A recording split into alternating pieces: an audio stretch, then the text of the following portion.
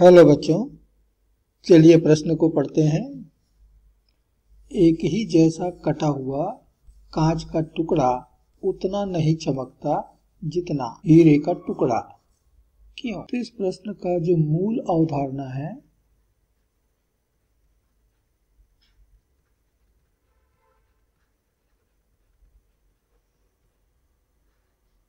वह है पूर्ण आंतरिक परावर्तन। तो यदि प्रकाश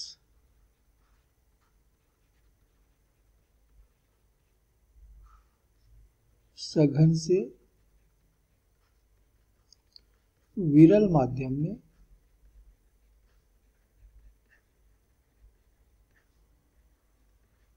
अपवर्तित हो रहा हो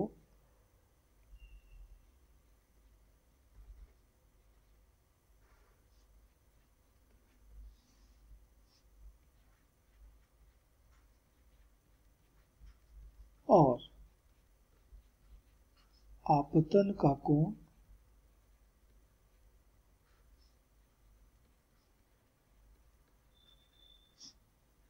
क्रांतिक कोण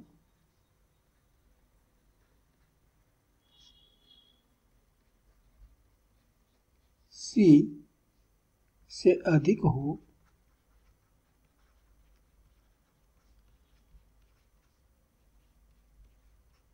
तो प्रकाश विरल माध्यम में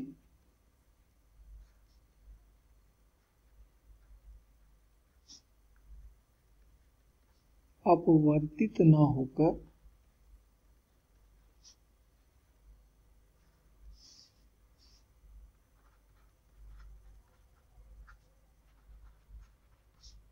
सघन माध्यम में ही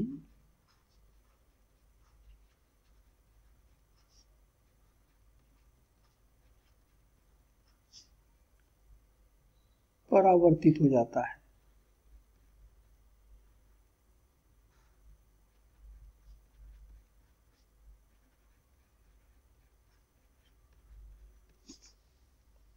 इस घटना को ही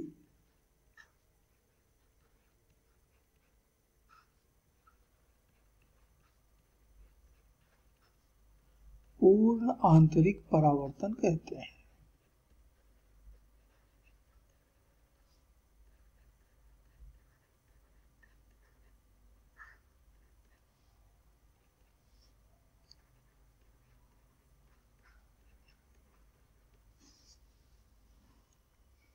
अब हमें मालूम है कि किन्हीं दो माध्यमों के लिए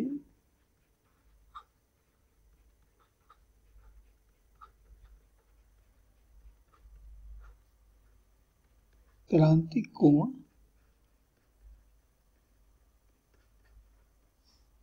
C बराबर दी जाती है साइन इनवर्स 1/n, जहां n होता है विरल माध्यम के सापेक्ष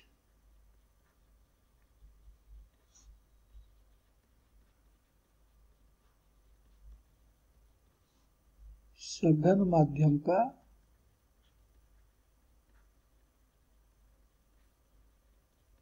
अपवर्तनांक। ये विरल के सापेक्ष सघन का अपवर्तनांक है। इसका अर्थ यह हुआ कि n का मान जितना अधिक होगा C का मान उतना कम होगा, अर्थात क्रांतिक कोण उतना ही कम मिलेगा। अब ये क्रांतिक कोण किसको कहते हैं ये भी समझ लें। तो मान लीजिए कि ये जो सीमा है अर्थात अपवर्तक पृष्ठ है, इसके ऊपर है कोई विरल माध्यम जैसे कि वायु, और इसके नीचे है कोई सघन माध्यम जैसे कि कांच, पानी इत्यादि, जो वायु की तुलना में सघन हो। तो ऊपर विरल माध्यम है, नीचे सघन माध्यम है, और इस सघन माध्यम से होकर के एक प्रकाश किरण पृष्ठ पर आपतित हो रहा है।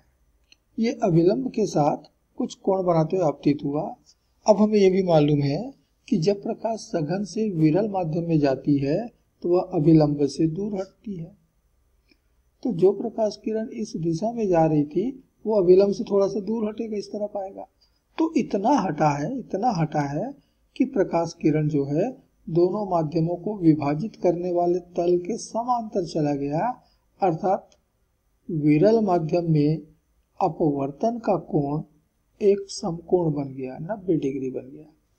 तो सघन माध्यम में जिस आपतन कोण के लिए घटना घटी है कि विरल माध्यम में अपवर्तन का कोण 90 डिग्री हो गया है, बस इसी को हम कहते हैं क्रांतिक कोण, और इसे प्राय हम C से दर्शाते हैं। और यही C जो है इस सूत्र से मिलता है, sin इनवर्स 1/n। अब यदि हम आपतन का कोण C से भी अधिक रख दें तो अपवर्तित किरण और अपवर्तन का कोण और भी बड़ा होगा।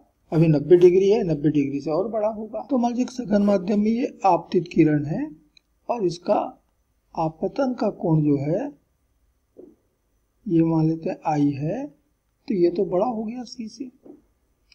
तो इधर अपवर्तन का कोण भी 90 डिग्री से बड़ा होगा।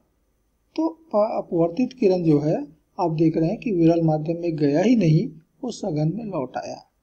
बस इसी घटना को हम कहते हैं पूर्ण आंतरिक परावर्तन, क्योंकि प्रकाश जिस माध्यम में होकर के आई थी वो उसी माध्यम में वापस लौट गई। और इस समय प्रकाश किरण जो परावर्तन के नियमों का पालन करता है, इसलिए इसको हम परावर्तन संज्ञा देते हैं। यदि इधर आपतन का कोण ये I है तो इधर परावर्तन का कोण भी हमारा I होगा। तो ये पूर्ण आंतरिक परावर्तन है। तो याद रखिएगा कि पूर्ण आंतरिक परावर्तन के लिए अपवर्तनांक जितना बड़ा होगा उसमें उतना ही आसानी से पूर्ण आंतरिक परावर्तन होगा। छोटे कोण से भी पूर्ण आंतरिक परावर्तन हो जाएगा। अब दूसरी बात हमको यहाँ पर यह समझना है कि कौन सी वस्तु जो है वो चमकदार दिखता है। तो वह वस्तु चमकदार दिखेगा जहां से ज्यादा प्रकाश आपकी आंखों तक आ रहा है। यदि कोई वस्तु ज्यादा से ज्यादा प्रकाश आपकी आंखों की ओर लौटा रहा है तो वह वस्तु आपको चमकदार दिखाई दे। तो जिस वस्तु से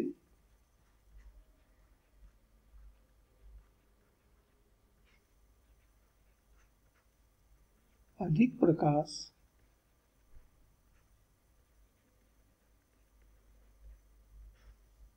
आंखों तक पहुंचता है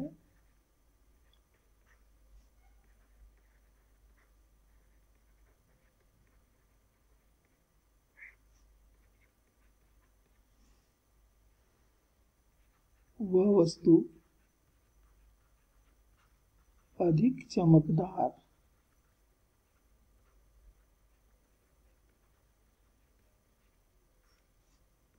दिखाई देता है। अर्थात चमकीला दिखने के लिए वस्तु से अधिक प्रकाश हमारी आंखों तक आना चाहिए, तब वो दिखेगा। अब हमें भी मालूम है कि वायु के सापेक्ष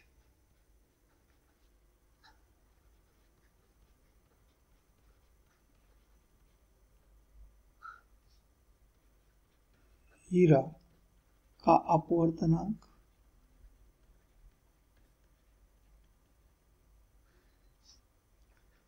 मैं इसको ND से दिखा दूं, N अपवर्तनांक, D डायमंड। तो डायमंड के लिए अपवर्तनांक ये होता है 2.4, जबकि वायु के ही सापेक्ष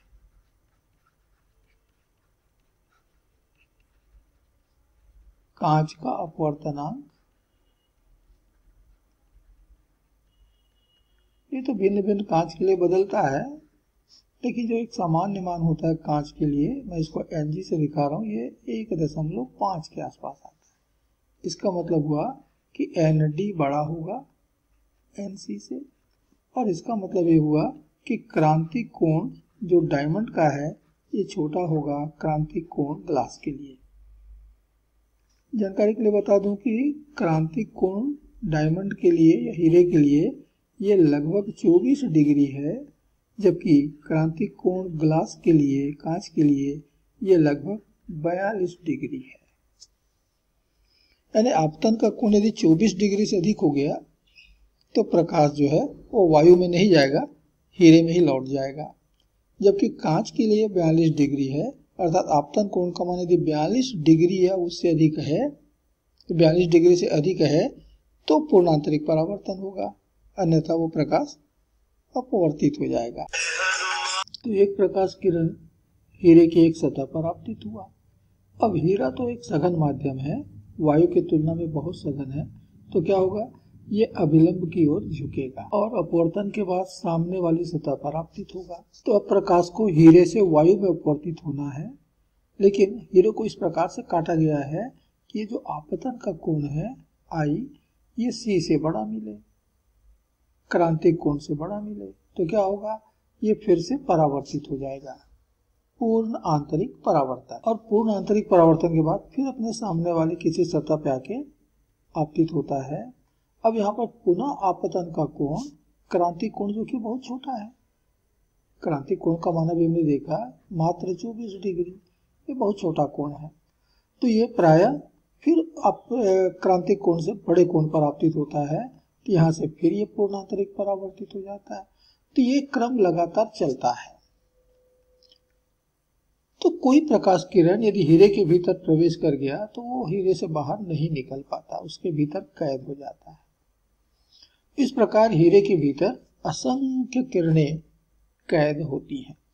अब इनमें से कुछ किरणें जो है वो बाहर निकलती रहती। कैसे बाहर निकलेगा, यदि आपतन का कोण, मान लीजिए कि ये जो किरण है ये आई और यहाँ पर जो आपतन का कोण है ये क्रांतिक कोण से छोटा हो गया, तो क्रांतिक कोण से छोटा हो गया तो यहां से बाहर निकलेगा। तो हीरे के भीतर कैद असंख्य किरणों में से, प्रकाश किरणों में से कुछ कुछ किरणें जो हैं वो इसके विभिन्न सतहों से बाहर निकलते रहते हैं, और यही प्रकाश जो कि कैद से छूट रहे हैं, हीरे से बाहर आ रहे हैं, ये दर्शक की आंखों तक पहुंचता है। और ये जो थोड़ी सी प्रकाश जो बाहर आ रही है वास्तव में ये भी बहुत अधिक होता है, और ये जो बाहर आने वाली प्रकाश जो कि बहुत अधिक है, जब दर्शक की आंख तक पहुंचता है तो जैसे कि हम पहले से जानते हैं कि जिस वस्तु से ज्यादा प्रकाश आएगा वो हमको ज्यादा चमकीला दिखाई देगा।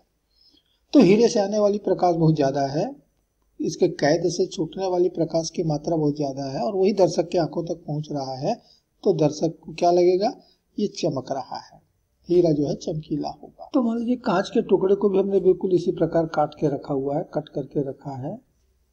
ये हीरा नहीं है, कांच का टुकड़ा है, हीरे के समान ही काटा गया है। तो वायु से कांच में जाने पर यह अभिलंब से थोड़ा सा पास आता है, अभिलंब की ओर झुकता है और ये इधर कहीं पर पहुंचता है। और यहाँ जो आपतन का कोण होता है ये क्रांतिक कोण की तुलना में कम होता है, और यदि क्रांतिक कोण की तुलना में कम है तो ये तो बाहर निकल जाएगा, परावर्तन होगा नहीं। तो कांच के भीतर किरणें जो है वो कैद नहीं हो पाती। क्यों नहीं हो पा रही, क्योंकि n का मान अधिक है, n का मान कम है, c का मान अधिक है, यानी क्रांतिक कोण इसका कम है, अर्थात क्रांतिक कोण इसका अधिक है। हमने देखा क्रांतिक कोण का मान इसके लिए 42 डिग्री है, बड़ा है। तो 42 डिग्री से बड़े कोण पर यदि प्रकाश किरण आपतित होगा तब वो परावर्तित हो पाएगा, अन्यथा वो तो बाहर निकल जाएगा। तो ये काफी बड़ा कोण है, उससे बड़े कोण पर बहुत कम प्रकाश किरणें आपतित होती हैं, अर्थात यहाँ पर ज्यादा पूर्ण आंतरिक परावर्तन नहीं हो पाता और किरणें जो है इसके भीतर कैद नहीं हो पाती, और इसलिए यहाँ से किरणें जो है वो बाहर नहीं निकलती, तो कांच हमें चमकीला दिखाई नहीं देता। का क्रांतिक कोण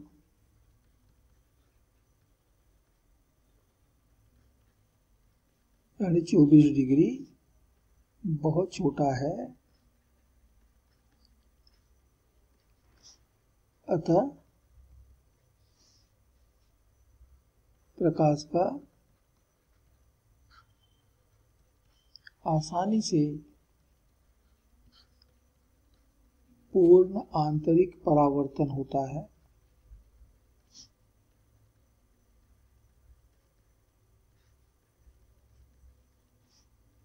और वह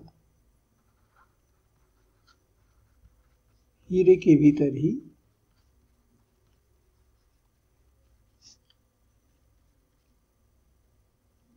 बंद हो जाता है।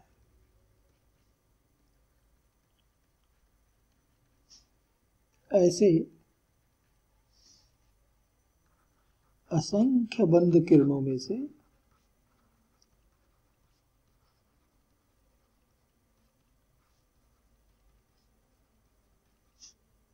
कुछ कुछ किरणें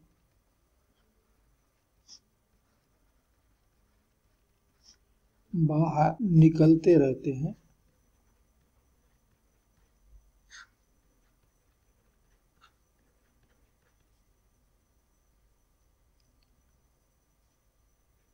जिनके कारण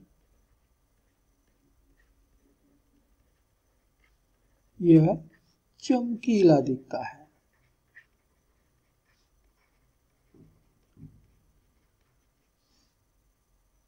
किंतु कांच का क्रांतिक कोण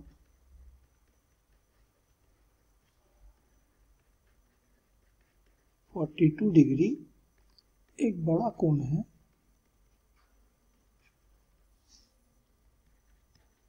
इसलिए पूर्ण आंतरिक परावर्तन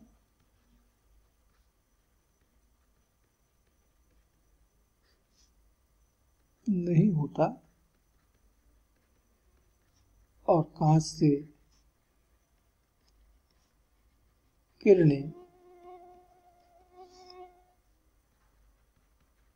बाहर नहीं आते, इसीलिए वह चमकीला दिखाई नहीं देता या कम चमकीला दिखता है।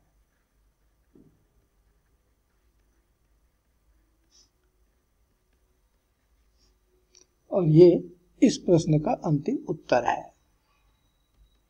आशा करते हैं आपको समझ आया होगा। धन्यवाद।